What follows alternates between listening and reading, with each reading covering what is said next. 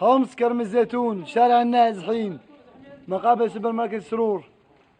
الضرب بالدبابات على المنازل الآمنة. حمص كرم الزيتون، شارع النازحين، قذيفة دبابة على المنزل. الله لا يوفقك يا بشار على الإصلاحات اللي عم تعملها، هاي إصلاحاتك يا كلب. بي يا نجس. حمص كرم الزيتون، حي النازحين، 17/9/2000. اسمع إطلاق النار كثيف على المنازل. اسمع إصلاحات بشار أسد. اسمع، سمعانين إصلاحات بشار؟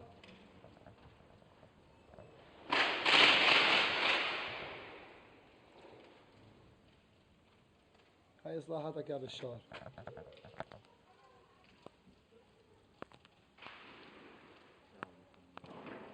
لا إله إلا الله محمد رسول الله. الأهل بقلب البيوت، العالم بقلب البيوت ما قدرت تطلع. لا إله إلا الله، لا إله إلا الله. بأين الدنيا صرنا؟ وين حكام العرب اللي تتفرج شو عم بصير عنا؟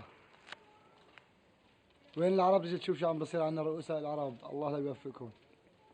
العالم بالبيت، الأطفال بالبيت يا أولاد العرس. يا أولاد الكلب، العالم بالبيت عم تموت يا أولاد الكلب. اسمع، مشان ما حد مشان ما حد يقرب يفتح الباب ويطفي النار وطلع الأهالي عم يرشوا على الأرض.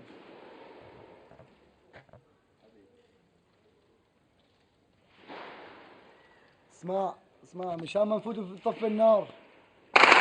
اسمع، كل ما نقرب نطفي النار بيجوا بيضربوه.